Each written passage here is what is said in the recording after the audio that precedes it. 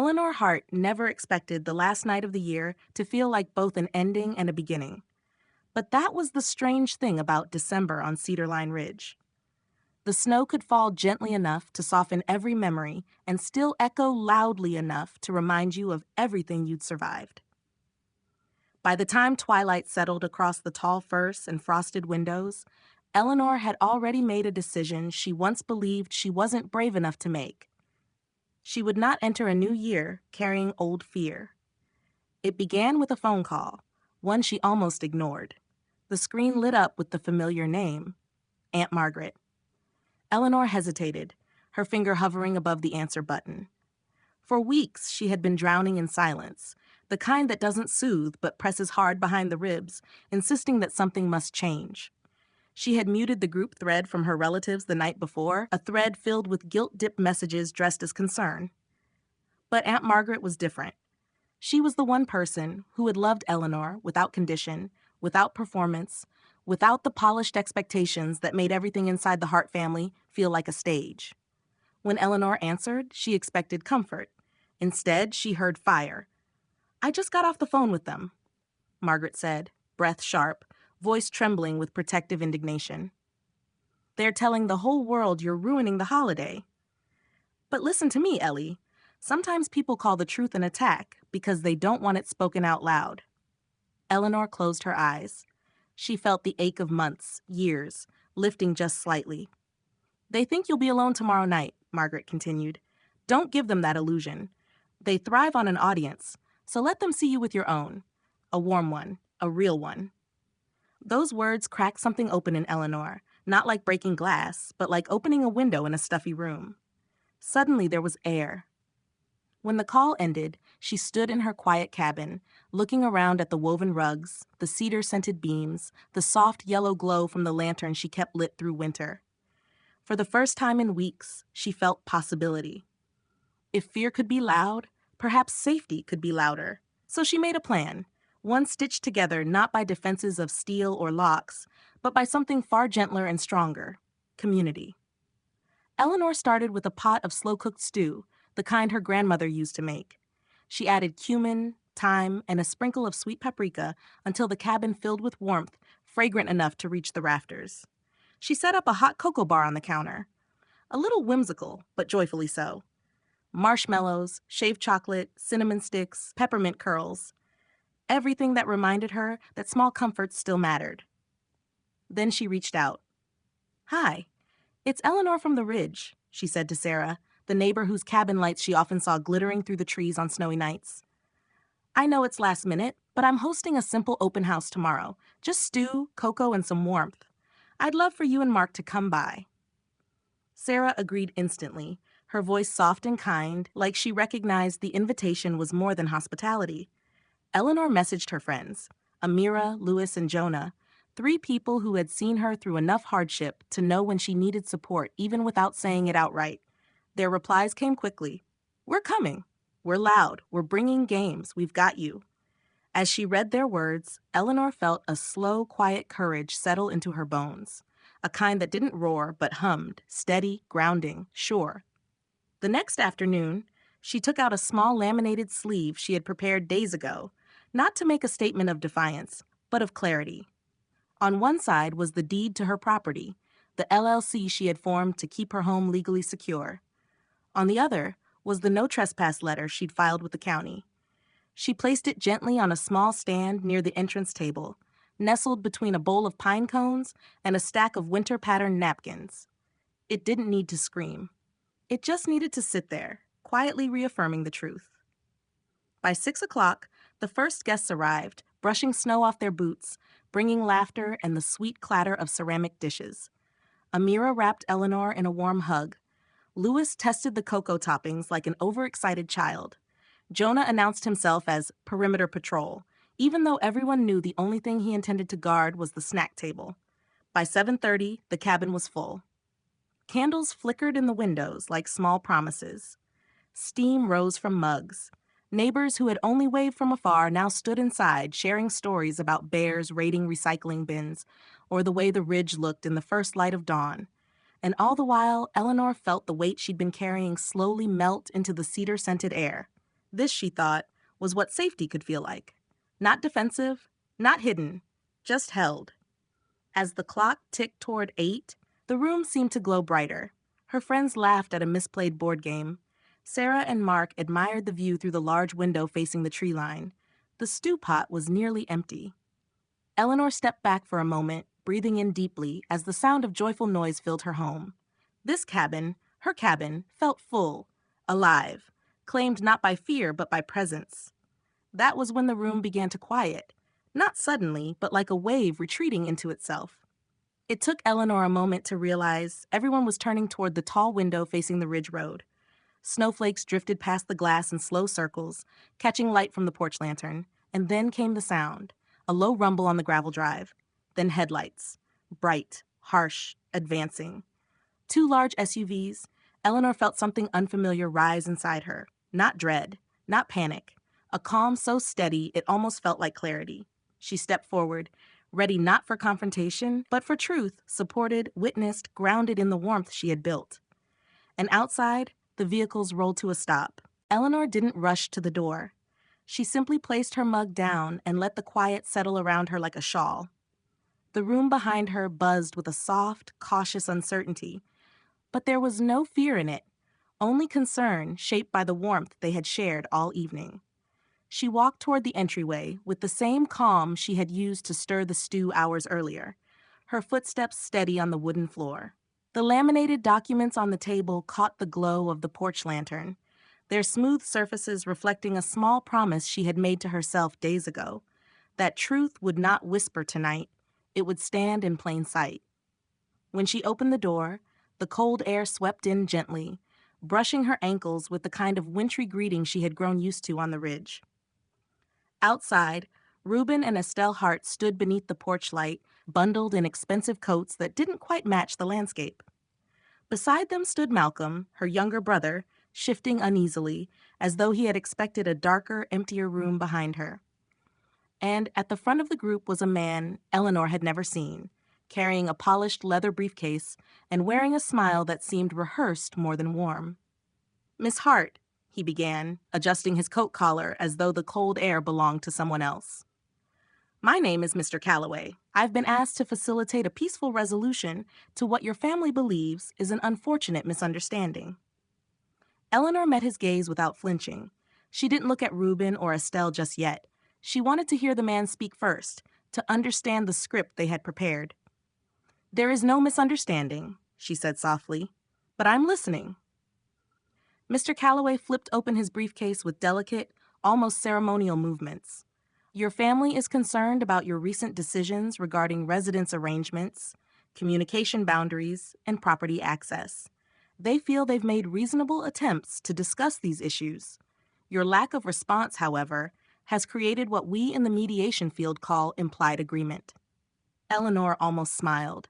Not mockingly, just the kind of smile that appears when an old fear finally loses its shape. She reached to the table by the doorway, lifted the laminated pages, and held them lightly between her hands. "I understand why you might have been told that," she said, her voice smooth as warm tea, "but these documents say otherwise." The man faltered, just briefly. "If you'll allow me," he began, but before he could finish, a quiet shuffle of footsteps sounded behind Eleanor. She didn't turn. She didn't need to. Her friends had taken a position not to confront, but to witness, standing a respectful distance behind her with calm expressions and mugs still in hand. It was the simplest show of support, and in that simplicity lay its strength. "This isn't an argument," Eleanor said gently.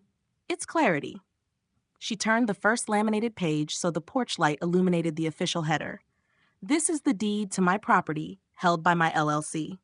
This," she lifted the second, "is the document filed with the county regarding access boundaries, and this third page acknowledges my recent request for additional support from the sheriff's office." She didn't raise her voice. She didn't push the documents forward.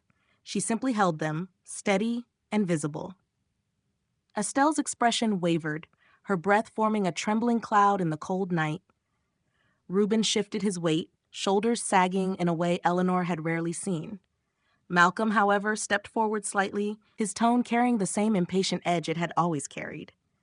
"Ellie, you didn't have to go this far. This whole gathering, these people, it feels like you're turning a simple family matter into something dramatic. Eleanor took a breath, letting the warmth from the cabin behind her flow through her lungs. I invited people because community makes space for truth, she said. And because last time I tried to have a conversation alone, I left feeling smaller than myself. I'm not choosing drama. I'm choosing support. Mr. Calloway attempted a polite, supervisory smile, but it flickered. He gestured toward the driveway. I think we should discuss this inside, privately, for dignity's sake. Eleanor's gaze softened. Dignity grows in daylight, not behind closed doors. She stepped aside slightly, not to allow anyone in, but to let the warm glow of the cabin be visible behind her. It wasn't a place of confrontation. It was a place of belonging. And the message was unmistakable. From the far end of the room, a new figure stepped gently into the entryway. Deputy Warren, hat in hand, posture steady. Eleanor had invited him earlier that afternoon, not out of fear, but as a safeguard for everyone involved. His presence was calm, respectful, grounding. Evening, he said quietly. I'm here to ensure the conversation stays peaceful and everyone feels safe. The air shifted, not sharply, but like a curtain being lifted. Estelle's eyes glistened, her composure softening, as though something inside her recognized this moment wasn't about winning. It was about witnessing the truth her daughter had been carrying alone for too long. Before anyone else could speak, a gentle sound came from the second SUV. Clara stepped out, her coat pulled tightly around her, her breath visible in the cold. She looked at Eleanor, then at Malcolm, her eyes warm but tired. I can't be part of this, she whispered. I'm starting a life, and I need it to be built on steadiness, not pressure. Her voice didn't tremble. It simply told the truth without adornment. Malcolm's shoulders dropped, and for a moment he looked young again, unsure of the script he had been handed. Clara touched his arm briefly, then stepped back toward her car with soft, steady footsteps. Eleanor felt the shift inside the group outside her door, a quiet unraveling of assumptions, a soft collapse of expectations. Not destructive, transformative. Deputy Warren spoke gently. I'm going to ask everyone to head home for tonight. Space will help. Reuben nodded first, almost grateful for the direction. Estelle followed slowly, her expression contemplative.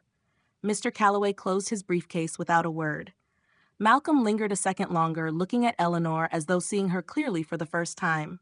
She met his gaze with softness, not blame, the kind of softness that leaves room for growth. When the cars finally rolled back down the gravel road, the night air felt lighter. Eleanor closed her door with a quiet, grounded motion, the soft click of the latch sounding almost like a heartbeat finding its rhythm again. When she turned around, her friends were there, warm, supportive, gentle. She smiled, a real one, blooming slow and sure. All right, she said softly, her voice brightening. Who wants more cocoa? The warmth of the cabin welcomed Eleanor back the moment the door clicked shut, its soft glow wrapping around her like a quiet embrace. The chatter that had momentarily faded now began to rise again, not loud, but tender, as though everyone instinctively understood they were returning from a moment that needed respect. The scent of cinnamon and cocoa hung gently in the air, grounding her with the kind of comfort only a lived-in home could offer. Eleanor stepped toward the kitchen counter, her hands smoothing the edge of a linen towel out of habit, the simple motion reminding her that she was still here, still rooted, still undeniably present. Amira approached first, her eyes soft, not probing. You okay? She asked, her voice warm like the steam curling above the cocoa pot.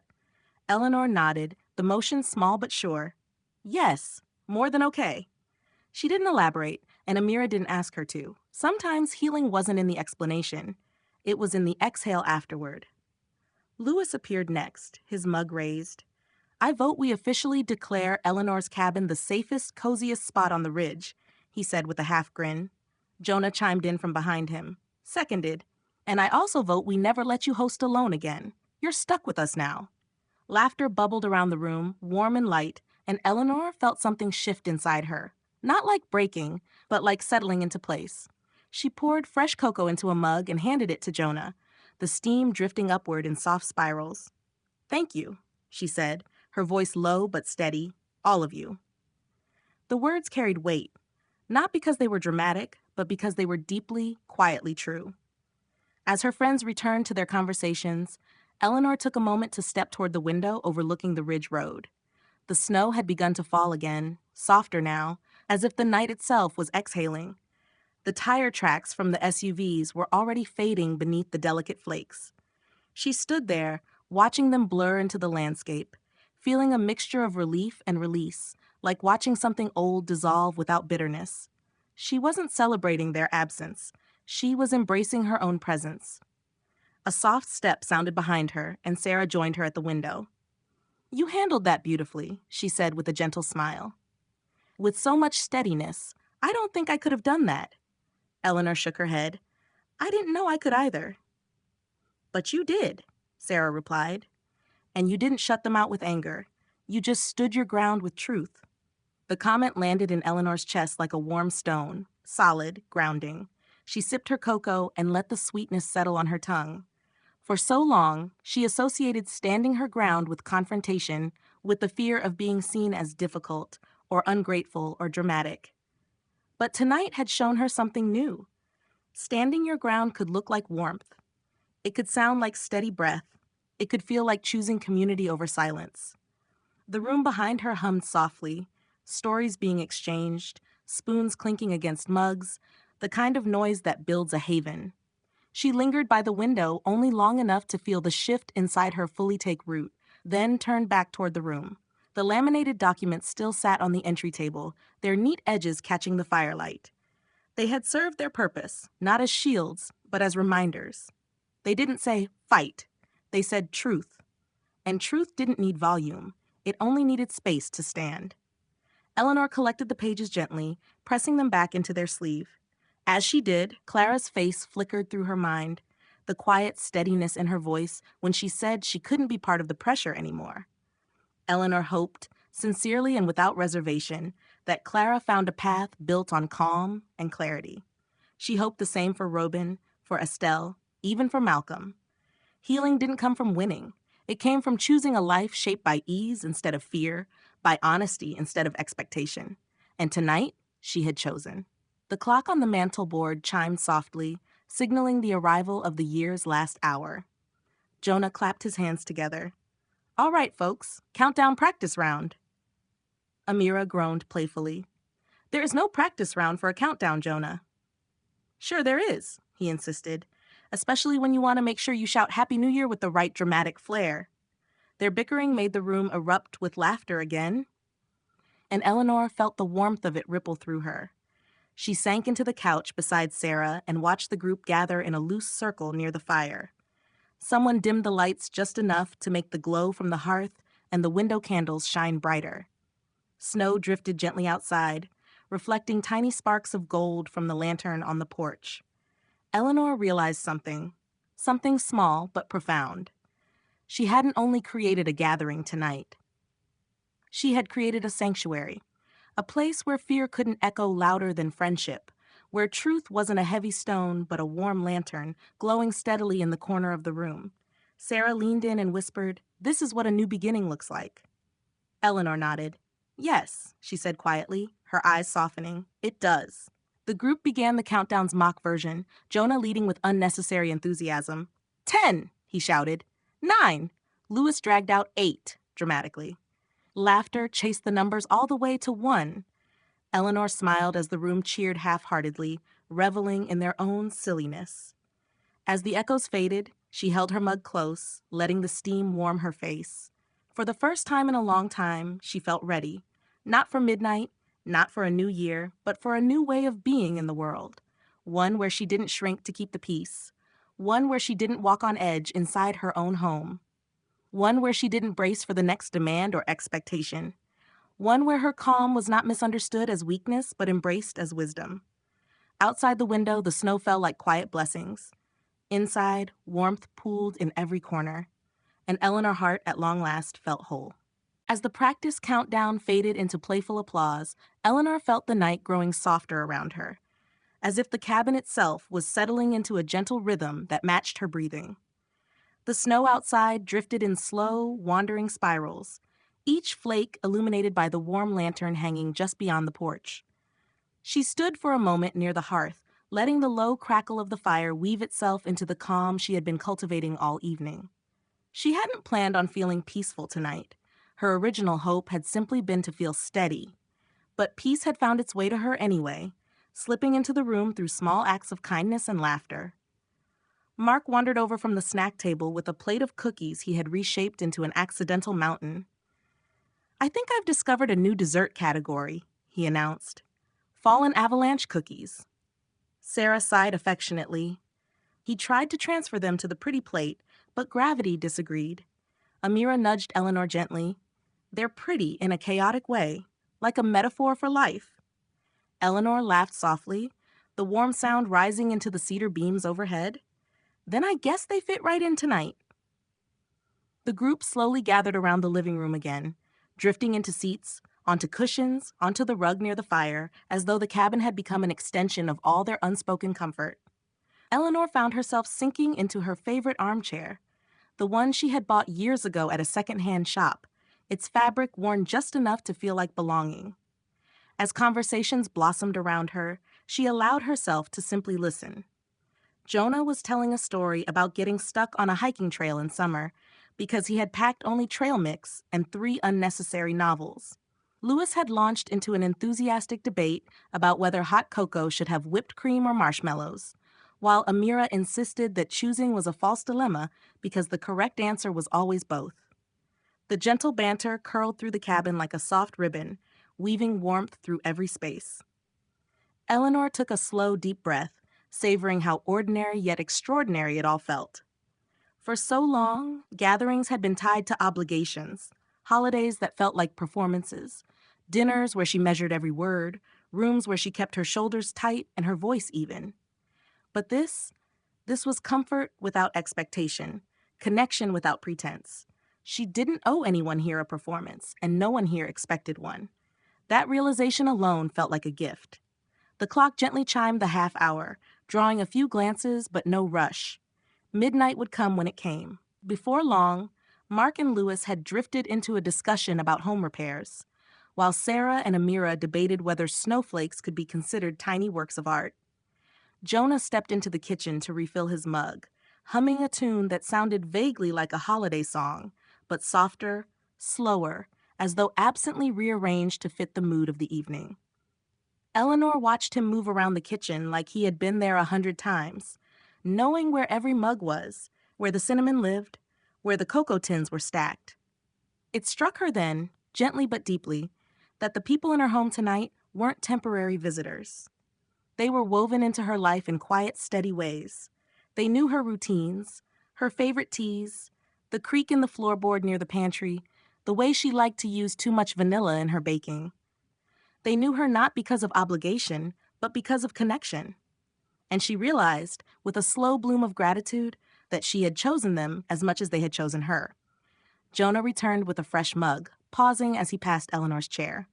"You doing all right?" he asked softly, leaning down just enough so the question felt private in the bustling room. "More than all right," she replied, her voice warm. "Tonight feels like a reset, a good one." Jonah smiled. "You created it." "Maybe," she said, "but I couldn't have created it alone." He tapped the rim of his mug lightly. "No one builds a sanctuary alone, but you open the door. That's what matters." The words settled over her like a soft blanket. She let her gaze drift once more to the window. The tire tracks had nearly vanished now, buried beneath fresh snow. The ridge looked untouched, as if the night had gently erased what no longer needed to be held. Eleanor didn't wish ill on anyone. Not on Reuben, not on Estelle, not even on Malcolm. She wished understanding, healing, distance where necessary, closeness where earned. She wished clarity for all of them. She hoped that the quiet departure earlier had planted something, not hurt, but reflection. Not blame, but awareness. She wasn't naive enough to expect epiphanies, but she believed in quiet shifts, in soft beginnings that grew slowly over time. And perhaps tonight had offered that, even if only a seed. As the group naturally rearranged itself again, Eleanor rose to refill the stew pot with warm water and let it soak. When she turned back, she saw Clara standing at the open doorway, gently knocking though the door was ajar. Her expression was tentative, gentle, hopeful. Eleanor offered a small smile and motioned her inside. Clara stepped in, closing the door softly behind her, her hands clasped around a knitted scarf. I didn't want to disrupt anything, she said quietly. I just wanted to thank you. Eleanor approached her with a calm, open expression. For what? For the way you handled everything. For showing a different way to stand your ground. And Clara took a small breath. For giving me the courage to make my own choice earlier. Eleanor's chest warmed. You made that choice, she said. I just witnessed it. Clara's eyes glimmered with relief. Still, thank you. I feel lighter now. Good, Eleanor said softly. That's how clarity feels. The two women exchanged a quiet, understanding smile, one that needed no explanation. When Clara left again to return to her own evening, the cabin felt even more grounded, more whole. As the final hour of the year slipped quietly toward midnight, Eleanor returned to her armchair, letting the sounds of her friends' easy laughter curl around her like a warm embrace. She held her mug close, watching the snow fall, the lantern flicker, the fire glow, and she realized something profound. Tonight wasn't just the end of a difficult chapter. It was the beginning of a gentler one, and she was ready for it. Midnight approached with a gentle hush, not the dramatic rush of fireworks or boisterous cheers, but a quieter kind of anticipation, the kind that settled into the heart instead of the air. Eleanor felt the shift like the subtle change in a winter breeze, soft, deliberate, meaningful.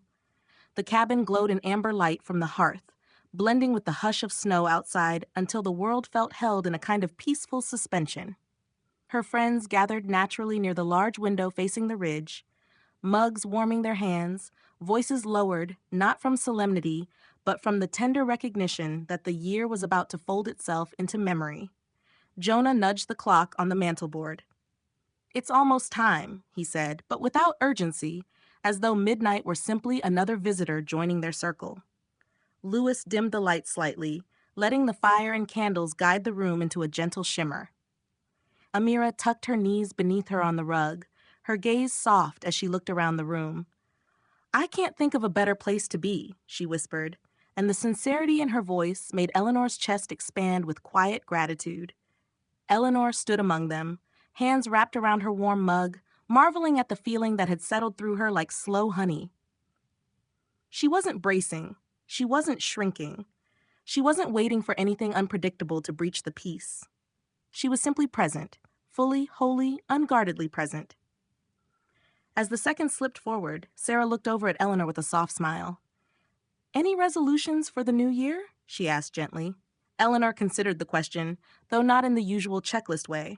She thought of the past months, the steady exhaustion, the careful silence she had wrapped herself in, the echo of expectations that had once filled her with unease. Then she thought of tonight, the laughter, the warmth, the truth standing tall and calm on her front porch, the snow falling like blessings outside. And she realized her answer wasn't rooted in change, but in continuation. Maybe, she said quietly, to keep choosing spaces that feel like this. Sarah nodded, her smile deepening. Then you're already ahead. The clock ticked softly, the sound melding with the low hum of the fire. Jonah lifted his mug in a gentle toast. To beginnings, he said. Louis echoed, to gentle ones. Amira added, to spaces that let us breathe. Eleanor let their words settle around her before she spoke, to finding peace, she said, and letting it stay. The group fell into a warm silence. Outside, snowflakes drifted like floating lanterns, drifting downward without hurry. The world felt slowed, softened, almost reverent. When the final countdown began, it was nearly a whisper. No theatrics, no raised voices. Just 6 people, wrapped in blankets, cocoa, warmth, and hope, counting together in a tone that felt like prayer. 10, 9, 8. The numbers flowed like breath. 7, 6, 5. Eleanor felt each one settle into her bones. 4, 3, 2. She closed her eyes for a brief second, letting the moment fold around her like a quilt. 1. A soft chorus. Happy New Year. No shouting, no bursting noise, just a collective exhale, a warmth spreading through the cabin in a way laughter never could. Eleanor opened her eyes to find her friends smiling, their expressions gentle and touched with something bright. Jonah clinked his mug softly against hers, the sound delicate and sure. A new year, he said, with new steadiness. Louis tossed a handful of biodegradable confetti he had apparently held in reserve, the pieces falling lazily like miniature snowflakes. Amira covered her mouth as she laughed. You couldn't resist. Wouldn't dream of it. Louis replied, shrugging as the tiny shapes scattered across the rug like little celebrations. A gentle knock sounded on the door. It wasn't urgent, not disruptive, just soft, like a polite question carried by the wind. Eleanor moved to the door, her friends watching with quiet curiosity but no alarm. When she opened it, she found Clara standing there again, wrapped in her scarf, cheeks pink from the cold. She held a small thermos in her hands. "I realized," Clara said softly, "that I didn't want to end the year without wishing you a peaceful new one." Eleanor stepped aside slightly so the warm glow from the cabin spilled across the porch. "I'm glad you came back," she said. Clara smiled, shy but sincere. "I'm trying to make choices that feel more like mine, not ones shaped by fear or pressure." Eleanor nodded. "That's a beautiful way to start the year." Clara looked down at the thermos. "I brought chamomile tea. I made too much at home and, well, it felt nicer to share it." Eleanor took it gently. "Thank you, truly." Clara's eyes glimmered, a softness unfolding there. "I'm heading home now, but I hope we can talk more soon, quietly, kindly." "We can," Eleanor assured her, "whenever you're ready." Clara nodded and walked back down the snowy path, her steps steady.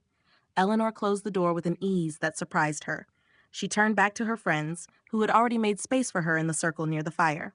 She settled into the armchair again, feeling the warmth seep into her hands where she held the thermos. Jonah leaned back against the couch. "Do you know what this night felt like?" he asked. "Like a turning page," Louis added, "like starting a chapter where the main character finally breathes." Amira held her mug close to her chest, like choosing gentleness on purpose. Eleanor felt her heart swell, each comment stitching itself into a deeper truth. She gazed around the room, taking in the soft candlelight, the quiet laughter, the gentle way everyone had naturally woven themselves back together after the long evening. She realized that tonight had given her more than peace. It had given her a foundation for the days to come. She wasn't stepping into the new year with fear behind her. She was stepping into it with clarity beside her, community around her, and warmth within her. The fire crackled softly, as though agreeing. Snow continued falling outside, covering the ridge in bright serenity. And Eleanor Hart, sitting among the people who had chosen her as she had chosen them, began the new year feeling not small, not shaken, but whole. In the quiet hours after midnight, as the cabin settled into a calm that felt almost sacred, Eleanor found herself reflecting on everything the night had revealed. And in that reflection, she discovered the kind of truth that doesn't shout, but settles gently into the heart. The kind of truth that becomes a lesson not just for one evening, but for a lifetime. What she realized, what the entire night had shown her, was that strength is not always loud, and healing is not always dramatic. Sometimes it is as simple as choosing warmth over worry, clarity over confusion, and community over silence. For years, she had carried the weight of expectations, the quiet pressure of holding herself small so others could feel large, the unspoken rule that keeping peace meant disappearing into the background of her own life. But tonight taught her something deeper. Peace is not the absence of conflict. It is the presence of truth, boundaries, and people who allow you to breathe freely. She understood now that home is not defined by who claims it, but by who nurtures it, who fills it with laughter, companionship, and gentle steadiness. A home becomes a sanctuary when the people inside it help you remember your own worth instead of diminishing it. She recognized, too, that dignity is not found in pleasing everyone or smoothing every rough edge in a family story, but in standing firmly in what is right, without anger, without cruelty, and without losing your own softness. Eleanor realized that kindness and boundaries are not opposites. They walk hand in hand, one offering warmth, the other offering shape. Together, they form the architecture of a life that feels whole. Looking back on the moment when her family stood on the porch, wrapped in shock at seeing her surrounded by support, she understood that courage isn't always a roar. It can be the quiet unveiling of truth in the presence of people who care. The calm voice that says, "This is my life, and I will live it with intention." And she saw clearly that community is not merely a gathering of bodies, but a gathering of hearts that hold each other through storms, through seasons of fear, through years of self-doubt. Her friends had not come to defend her. They had come to stand beside her. and that alone created a kind of safety stronger than any locked door. The night also revealed something tender about letting go of old narratives, old roles, old patterns that once felt permanent. Watching the tire tracks fade under the falling snow reminded her that sometimes life erases what is no longer meant to continue, and in that erasing creates room for a gentler beginning. She realized forgiveness does not always mean reunion. Sometimes it means releasing others with grace, wishing them clarity without inviting them back into the spaces that have cost you your peace. For Clara, who returned to offer quiet thanks, Eleanor learned that courage appears in many forms, not just in standing up to others, but in recognizing when a path no longer aligns with who you want to become. And Eleanor hoped her family would one day understand that control is not love, expectation is not connection, and proximity is not the same as belonging. She wished them healing, not out of obligation, but from a place of genuine humanity, because holding resentment would only anchor her to a past she had now chosen to release. Most of all, Eleanor realized that aging is not about becoming hardened or resigned. For people in the middle and later chapters of life, it can be a time of rediscovery, a time to reclaim space, voice, and identity, a time to build surroundings that feel comforting rather than demanding. Many people her age had told themselves it was too late to change, too late to break patterns formed in childhood, too late to open new doors or close old ones. But the truth she found tonight was simple. It is never too late to choose ease over expectation. Never too late to invite kindness into your home. Never too late to build a life shaped by your own values. And as the fire dimmed into a soft glow and her friends continued talking with the peaceful intimacy that only long companionship can offer, Eleanor felt the years ahead open wide before her. Not as a burden, but as a landscape filled with possibilities she had once believed were out of reach. She understood that the heart renews itself not in grand gestures, but in small, consistent acts of choosing what feels true. Her story, she realized, was not about confrontation at all. It was about reclamation, about understanding that the most profound strength lies in gentle confidence, in quiet boundaries, in steady truth, in the courage to allow yourself joy. As she looked around the room, her sanctuary, her chosen family, her reclaimed peace, Eleanor felt a swell of gratitude fill her chest. She whispered softly to herself, as a kind of blessing for the days to come, "May I continue choosing what feels warm, what feels honest, what feels like home." And in that moment, she understood the final lesson of the night. A meaningful life is not built in moments of fear or pressure, but in the steady accumulation of moments where you honor your own heart. And that, more than anything, was the gift this new year had given her.